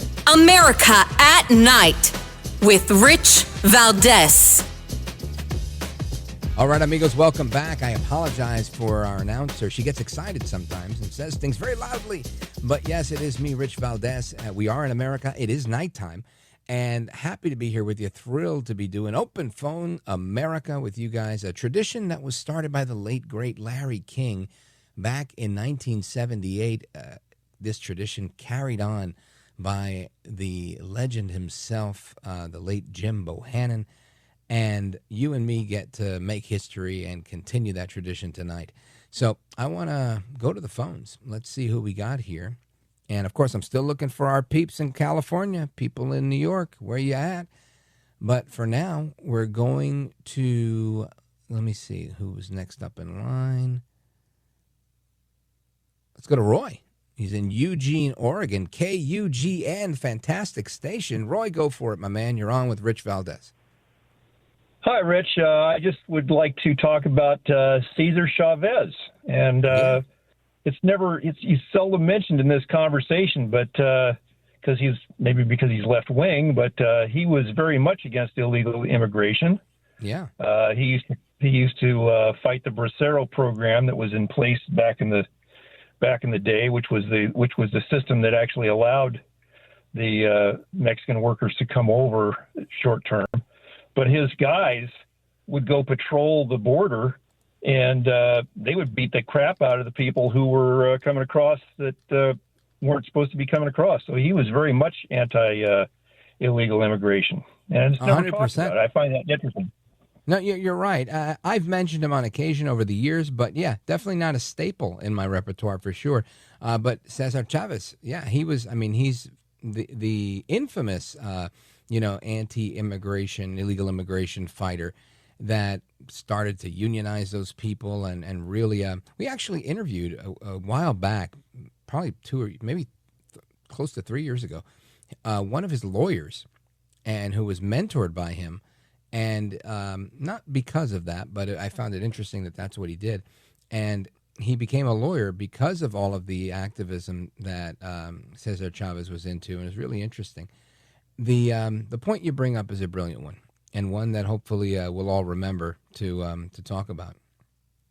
But he famously said the fight is never about grapes or lettuce; it's always about people. And he was talking about the people that were allowed and authorized to pick the lettuce versus the illegal immigrants that were undercutting them. Yeah, I live close to the U of O campus, but occasionally I get up to Corvallis, and the Chicano Student Union office, strangely enough, has a mural of Chavez on the window, and right next to it, it says "No Wall." And every time I see that, it just makes me cringe because he would be very much for a wall. Yeah, he would have right. been where he's still I think alive. you're spot on. I think he would have been a very strong advocate for that. This is a great example, Roy, of how America once was, right? Where Democrats were against illegal immigration, Republicans were against illegal immigration. In fact, Hispanic immigrant farm workers were against illegal immigration. And it was a consensus across the country that was not good for America. Yet here we are today where we're letting in every last person. And, today I had so many issues with my daughter's phone and even my phone. And I was at the Apple store and then the Verizon store, which is a horrible experience, by the way. But one of the things I found myself conversing with my daughter about was this issue. And she was asking, but why do they want so many illegal immigrants if this and if that? And, I had to get into this whole thing about congressional apportionment and people bring power, and you go to cities like New York, and they try to actually legalize the illegal immigrant vote for just local elections, quote unquote, which eventually will spill into other things. And it's just crazy to see how things have evolved. So I thank you for your point, and I thank you for your call. Shout out to everybody on the West Coast, especially our friends in Oregon, KUGN in the building. And we continue. Ralph, Burlington, Vermont, WVMT. Ralph, what's on your mind tonight? Captain Valdez. Hi, Captain. I'm going to have to mimic the previous caller, because in Burlington, Vermont, it's gotten to the point where, Bernie Sanders has changed the makeup of our texture. But I called about the identification. Mm-hmm. In other words, like voter ID? Well, no. Or just ID in general? Yeah, exactly. I go to, Montreal for for concerts, ball, expos back in the day, back and Close forth. enough. But now it's like I need an enhanced ID. Excuse me, but and guess what? That enhanced ID only works in Canada and Mexico. You can't even get on a plane with it anymore. It has to be the full real ID, not just an enhanced ID, which some states used to offer. I think now they're all offering real ID because that's the latest iteration in ID world, Ralph. Right, but what I'm trying to say is they're restricting my movements, retrospectively, instead of let me know ahead of time saying, oh, you want to go to Montreal? You need this particular ID. But now they're... I hear you. All I could tell you is this. I've been dreading this day. I have heard about it for a long time. Every time I renewed my license, they were like, do you want real ID? And I was like, I don't want anything more than I got because I don't like messing with the government. So I passed every time. Every time I would fly, it would say, remember, May 1st, 2024, you'll need a real ID to get on even a domestic flight. And then at the time, it was Joe Biden. And he said, I'm going to punt this and we're going to put it off till next year. Well, next year was last month. And I had this, I think I shared this story on the air. It was pretty funny. It's very characteristic of my life. And I was telling my kid, listen, we're going to, we're supposed to go to Israel in a couple of weeks. We're going to not the Netherlands, to the other place that I go, Hungary. And there was a bunch of trips that I was scheduled to take this year. But even for the domestic ones, I went to Indiana and I had to go to see my daughter in Virginia and all of that. And I told my daughter, you got to get your passport. She's like, oh, but it's expired. So we spent the whole day, took a day trip, drove all the way down to the Philly passport office in like an emergent trip because we had a scheduled trip coming up. Got this passport, and she was like, oh, thank God. And I was nervous because I didn't want to use my passport, my other daughter use her passport, and then my little daughter not have her current passport, and she was hoping that, she'd read in the paper that they were going to allow some people at the beginning of the real ID to get through with advanced screening. So all that said, I'm there. Make sure you get your thing. We went the whole day. I was out the whole day. It was just such an ordeal. And guess what? Who forgot their passport? Me. I showed up there making sure everybody had their stuff, and I didn't have mine. And, they just pulled me over and gave me an extra pat down, and they used this, chemical stuff on you to make sure you're not packing bombs and whatnot. And then that was that. So that's my story on the IDs. But you're right. You're not going to get too far with enhanced ID, and with your regular driver's license, they're not letting you into Canada or to Mexico. So pretty soon we're all going to need a passport or a passport card or a real ID, which I'm avoiding. But I hear even the real ID, President Trump's administration is pushing to make that the norm because it proves citizenship, and they want to use that in order to vote.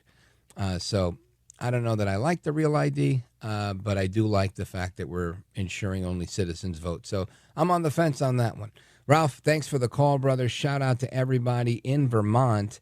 And keep it locked right here. We're coming right back. We got calls from Texas and more. Lines flashing 833-482-5337, 833-4-VALDEZ. This is America at Night with Rich Valdez. Call now, 833-4-VALDEZ. That's 833-482-5337, 833-4-VALDEZ. That's Valdez with an S.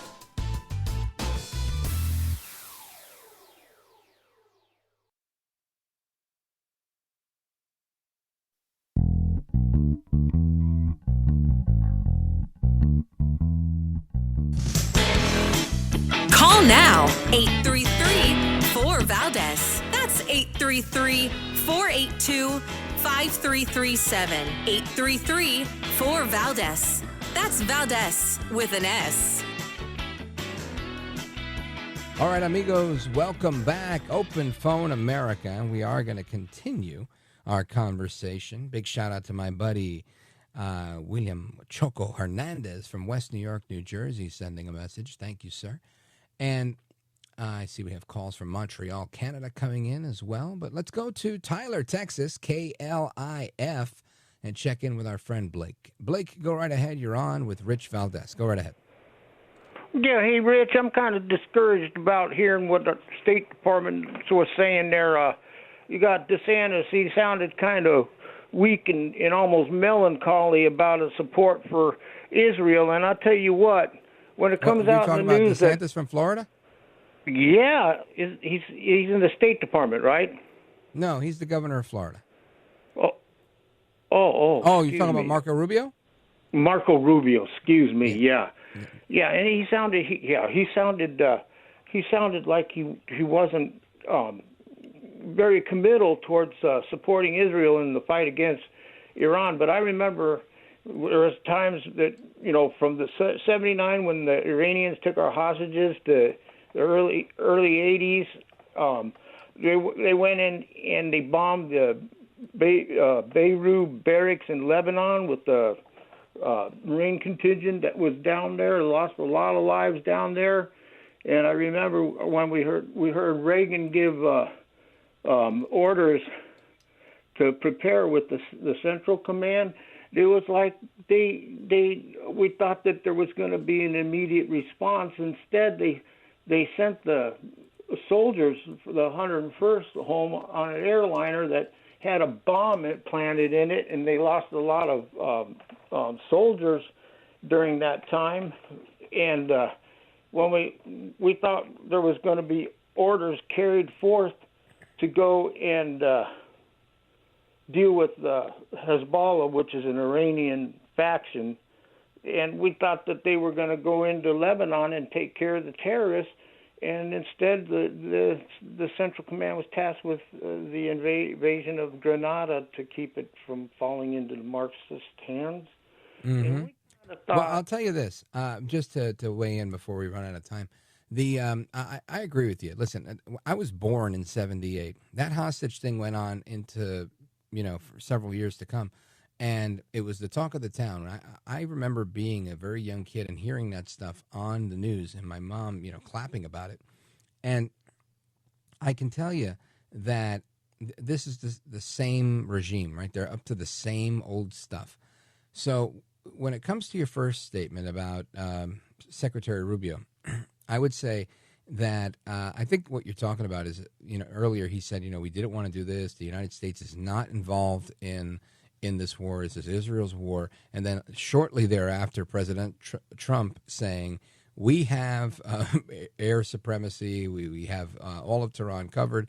And then reporters checking with the White House saying, when he says we, what do you mean? And the White House clarified he means the United States and Israel, or Israel and the United States. I don't think that Secretary Rubio is trying to undermine anyone. I think that he understands the carnage that has been a product of what this regime brings about. And nobody wants this thing to get out of hand, right? Nobody.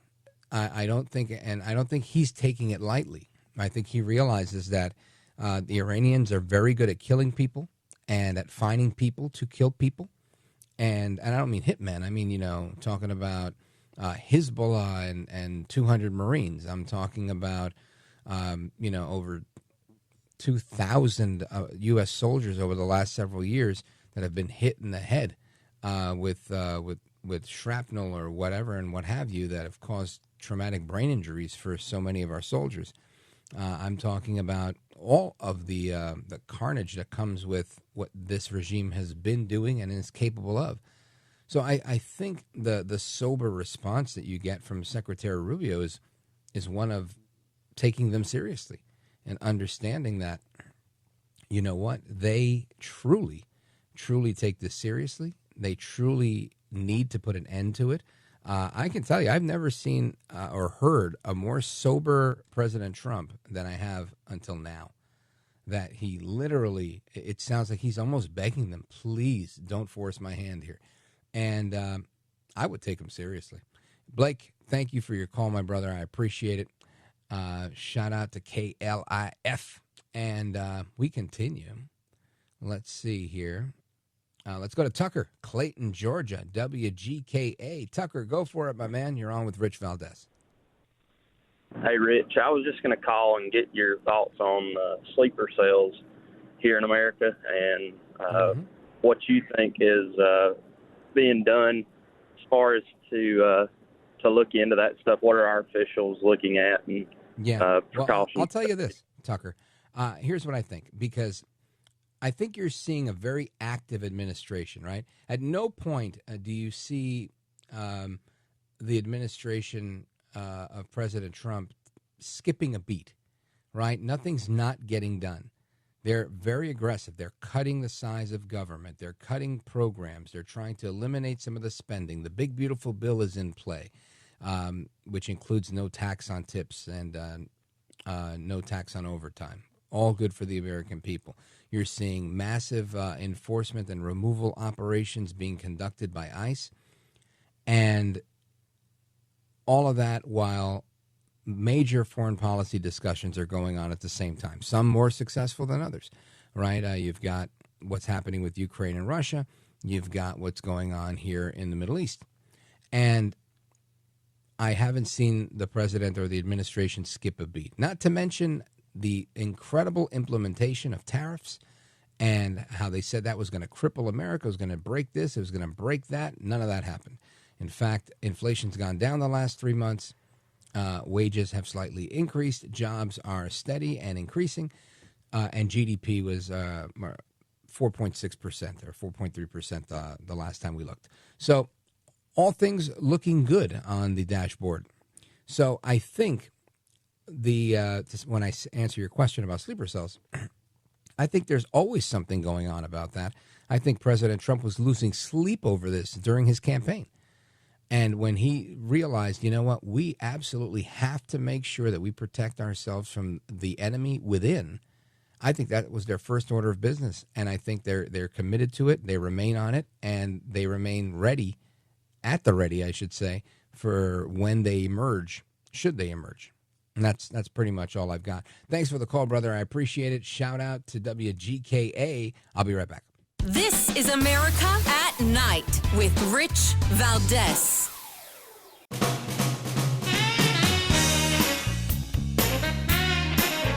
All right, we're back, folks, with seconds to go on the clock. Let's go to George, Chicago, Illinois, WLS. Go for it quickly.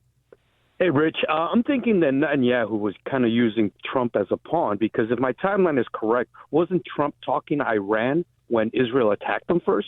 So now he's in a position where we have. I don't think that they were in active talks. I think that they keep saying we want to talk, and I think that's part of the strategy. Is let's talk, right? They do that to buy time so that they don't get swatted like a fly. I think always Netanyahu is going to use anybody he can as a pawn because he needs to advance his agenda. I get that, but I think Trump is a pretty smart guy. And I think he's in this because he wants to be in it, because nobody walks away from the table better than Trump. And he always has that option, including walking away from Israel if he wanted to. But I don't think he would. John in Vero Beach, WTTB, do you think Iran will hit us with a dirty bomb or hit the Israelis? I don't know, John. I think it's definitely something that could happen. I would not rule it out in any way. And we're just going to have to stay put and see what happens. John in Vero Beach, thanks for the call. Shout out to WTTB. And America, thank you for another amazing evening. Thanks for letting me in your home. Take care. Good night. And God bless you, America. Hasta la próxima. I'm Rich Valdez.